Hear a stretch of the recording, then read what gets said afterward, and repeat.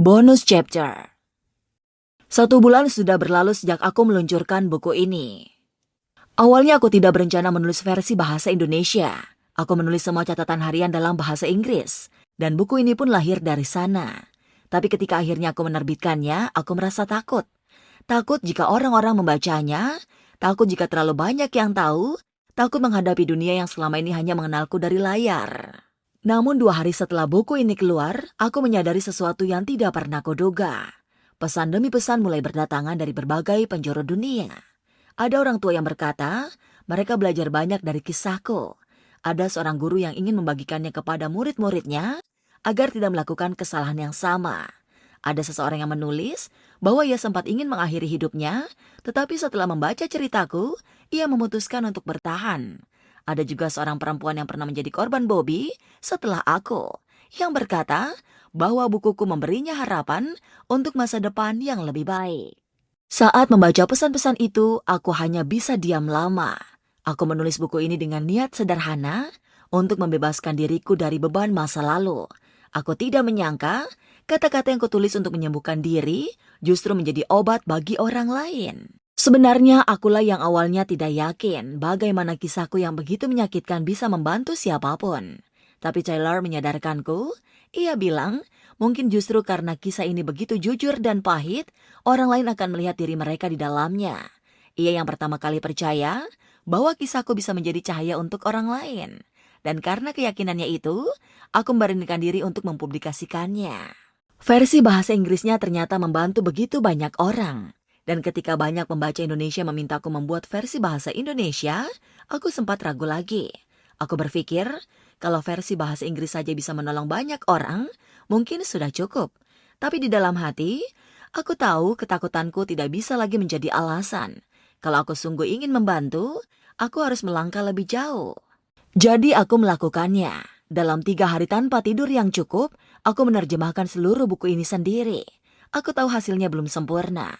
Tapi kali ini aku memilih keberanian daripada kesempurnaan. Aku hanya ingin satu hal, agar lebih banyak orang bisa membaca dan menemukan harapan di dalamnya. Tidak lama setelah Broken String keluar, Bobby kembali muncul. Ia mulai mengancam dan memfitnahku di media sosial, seolah buku ini ditulis untuk menyerangnya. Padahal aku bahkan tidak pernah menyebut namanya di buku ini. Aku tidak menuliskan siapa abuserku, tidak ada petunjuk langsung yang bisa merujuk pada siapapun. Sejak aku bebas pun, aku tidak pernah ingin membahas dirinya lagi. Aku berharap kabarnya perlahan hilang bersama waktu. Tapi justru, dia yang sering muncul di media, membawa-bawa namaku agar tetap relevan. Dan kini, setelah sekian lama ia kembali berisik, marah, dan tanpa sadar, menunjukkan pada dunia bahwa dirinya memang tidak berubah.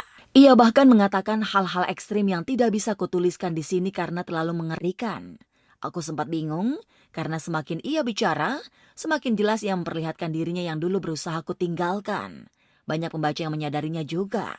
Mereka bilang, melihat reaksinya di media sosial, seperti menonton versi nyata dari buku ini. Mereka menulis padaku, dia benar-benar seperti yang kamu gambarkan. Dan aku hanya bisa mengangguk pelan, karena memang begitu adanya. Tidak berhenti di situ, di tengah semua kegaduhannya, ia juga sempat berkata bahwa aku belum move on. Sebuah pernyataan yang begitu percaya diri, nyaris menggelikan. Aku menulis buku ini bukan untuknya, bukan untuk masa lalu, tapi untuk semua orang yang pernah terjebak dan ingin bebas. Menulisnya justru adalah bukti bahwa aku sudah pulih, bahwa aku tidak lagi hidup di bawah bayangannya. Ironisnya, bagaimana seseorang yang belum berdamai dengan dirinya sendiri malah menuduh orang lain tidak move on.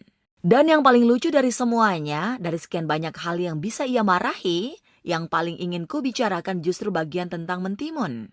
Seolah dari seluruh kisah panjang tentang penderitaan dan penyembuhan, hanya itu yang ia perhatikan. Rupanya setelah membaca buku ini, ia baru menyadari sesuatu yang dulu tidak pernah kukatakan dengan jelas. Selama ini, ia hidup dengan keyakinan bahwa aku menuruti permintaannya yang paling keji. Karena dulu aku bersumpah demi Tuhan di hadapannya.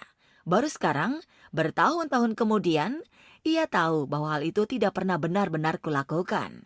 Dan mungkin kesadaran itulah yang membuatnya marah. Entahlah. Yang jelas, reaksinya membuatku tertawa kecil karena di balik semua luka dan kebohongan, kebenaran akhirnya muncul dengan sendirinya. Aku tidak tinggal diam. Aku meminta pengikutku dengan cara halus untuk mengingatkannya bahwa apa yang ia lakukan bisa berujung pada tuntutan hukum. Tanpa ia tahu bahwa semua itu datang dariku. Reaksinya justru lucu. Ia mengira ada orang baik yang sedang menasehatinya, bahkan sempat berterima kasih. Tak lama kemudian, ia memprivate akun media sosialnya dan buru-buru menghapus semua unggahan yang berhubungan denganku. Seolah panik, takut aku akan melapor. Ketika akhirnya ia membuka kembali akunnya, semuanya sudah hilang. Kolom komentarnya kini dibatasi, dan seolah angin ribut yang ia buat lenyap begitu saja. Pernah dengar soal screenshot? Sebenarnya banyak sekali sifat dan kelakuan yang tidak kumasukkan ke dalam buku ini. Ada hal-hal yang menurutku tidak perlu disebutkan lagi, karena aku hanya ingin menulis bagian yang penting. Aku tidak ingin kisah ini meluas kemana-mana, cukup yang relevan untuk dipahami, cukup yang bisa membawa pesan. Dulu aku sering merasa hidup tidak adil. Aku memikul trauma selama belasan tahun. Sementara dia tampak hidup dengan bebas, seolah tidak pernah menyakiti siapapun. Namun belakangan aku mengetahui bahwa ia masih melakukan hal yang serupa kepada perempuan lain. Mendengarnya membuatku sedih, tetapi juga semakin yakin bahwa diam bukan lagi pilihan. Beberapa waktu kemudian aku mulai mendengar berbagai kabar tentangnya. Sebagian datang dari para pembaca yang mengenalnya. Mereka bilang hidupnya sudah tidak tenang. Katanya ia terlilit hutang, kecanduan judi online dan amer murah, serta berpindah agama setelah membuat seorang perempuan hamil yang kemudian menjadi mantan istrinya. Tidak lama setelah anak mereka lahir. Aku tidak tahu yang mana yang benar, dan mungkin aku tidak perlu tahu.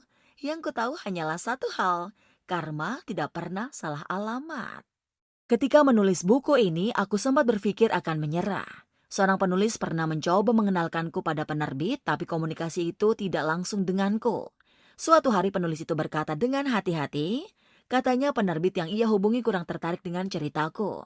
Aku mengangguk saja, berusaha memahami. Ia lalu menawarkan untuk mengenalkanku pada seorang editor saja dulu. Mungkin bisa membantuku merapikan naskahnya. Tapi sering waktu, aku tidak merasa editor itu pun tidak sungguh-sungguh tertarik. Ia bekerja dengan setengah hati, jarang membahas bukuku, seolah hanya menjalankan kewajiban. Sampai akhirnya aku berpikir, mungkin memang harus kulakukan sendiri. Akhirnya aku memutuskan untuk melakukannya tanpa bantuan siapapun.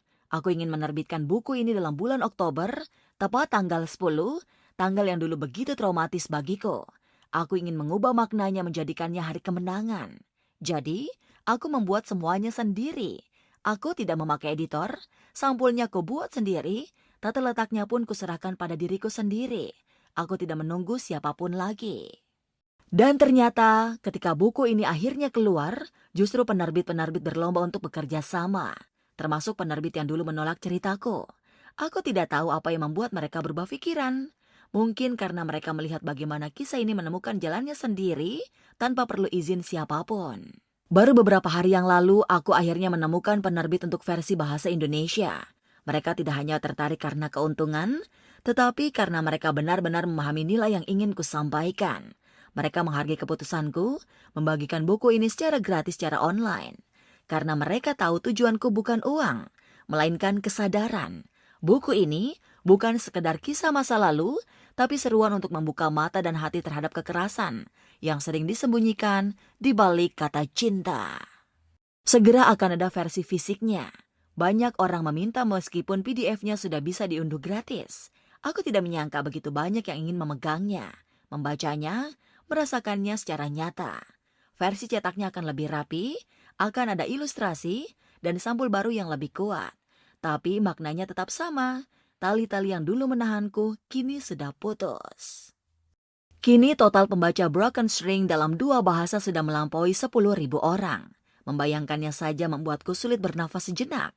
Rasa haru dan bahagia bercampur jadi satu. Aku tidak pernah menyangka kisah yang dulu hanya kutulis untuk diriku sendiri bisa menjangkau begitu banyak hati di berbagai tempat. Rasanya luar biasa. Aku tidak sabar menantikan masa depan buku ini. Dan aku tidak sabar untuk terus bertumbuh bersama semua orang yang sudah membaca, merasakan, dan berbagi kisah mereka padaku. Dan aku tidak sabar untuk terus bertumbuh bersama semua orang yang sudah membaca, merasakan, dan berbagi kisah mereka padaku. Untuk semua yang sudah menulis pesan, yang sudah mengirim doa, yang sudah menangis atau tersenyum setelah membaca kisahku, terima kasih. Kalian tidak tahu betapa dalam aku tersentuh. Ini kisahku, traumaku, tapi juga kesembuhanku. Dan saat tahu kisah ini bisa menolong orang lain, rasanya seperti keajaiban yang tidak bisa dibandingkan dengan apapun. Aku mencintai kalian semua. Catatan penulis. Cerita dalam buku ini adalah kisah nyata dari sudut pandang dan pengalaman pribadi penulis. Nama dan beberapa detail disamarkan untuk menjaga privasi. Buku ini tidak ditulis untuk menyerang, menuduh, atau merugikan siapapun, melainkan untuk berbagi kesadaran dan membantu mereka yang mungkin pernah mengalami hal serupa.